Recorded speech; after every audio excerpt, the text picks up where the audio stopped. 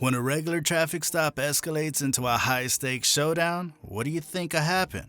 Here's a fascinating account of an event that occurred during the traffic check in Cleveland Heights, Ohio.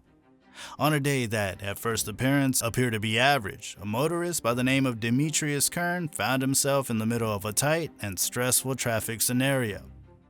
Is it possible to determine who to believe among the competing versions of events? With so much at risk in this showdown, can we identify the true effects of their actions?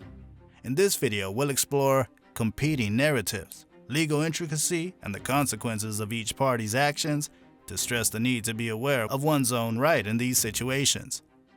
So the event began when on September 22, 2022, an officer named Carly Lewis from the Cleveland Heights Police Department pulled over the car in front of Mr. Kern's vehicle for speeding.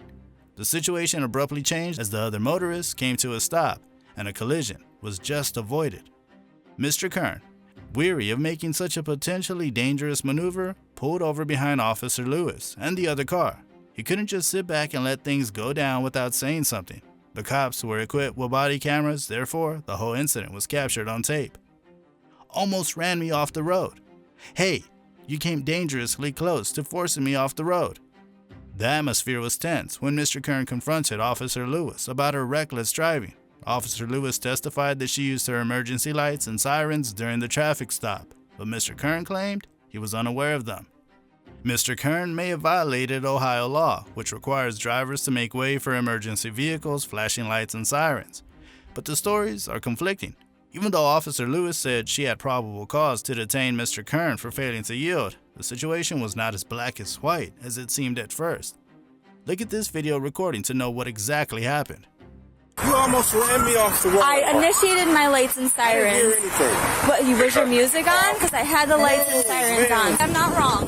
Because he stopped abruptly, causing me to stop abruptly, causing you to stop abruptly. Right. And I apologize for that.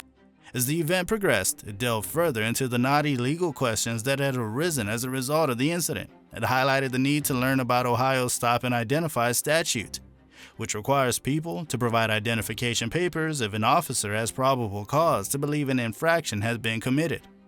Mr. Kern was given a ticket for obstruction of official business under Section 525.07 of the Cleveland Heights Ordinances, which mirrors the text of the state obstruction legislation under Sergeant Wolf's direction, and he was told he may go.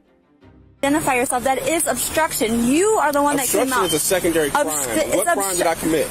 There's no crime, but I'm identifying you. A few hours after the traffic stop, Mr. Kern filed a complaint against Sergeant Wolf, which resulted in the case being withdrawn 11 days later at the prosecutor's request. Cleveland Heights Mayor Khalil Sarin announced that in response to the incident, he has established an oversight bureau within the police department to allow for executive oversight of the Division of Police and to update the department's policies and procedures for receiving, investigating, and resolving complaints. Cleveland Heights Police Chief Chris Britton also ordered Sergeant Wolf to undergo de-escalation training.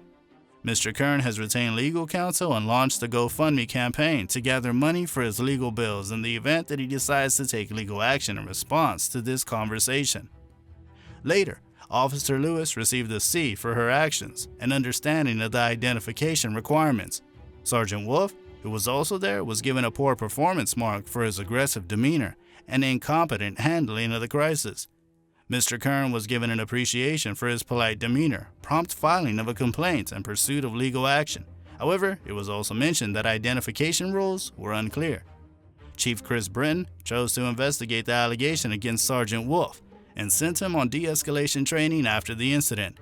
Mayor Khalil Sarin created a Bureau of Oversight to offer executive supervision and alter police department guidelines.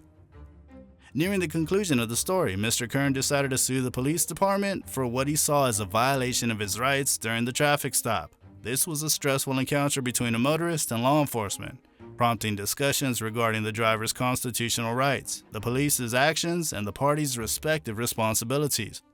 The story's circumstances highlight how important it is for interactions with law enforcement to be transparent, accountable, and oriented towards achieving justice.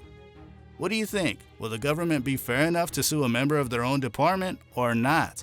Will Kern's efforts against such officers be fruitful, in your opinion? Do let us know your views in the comments below.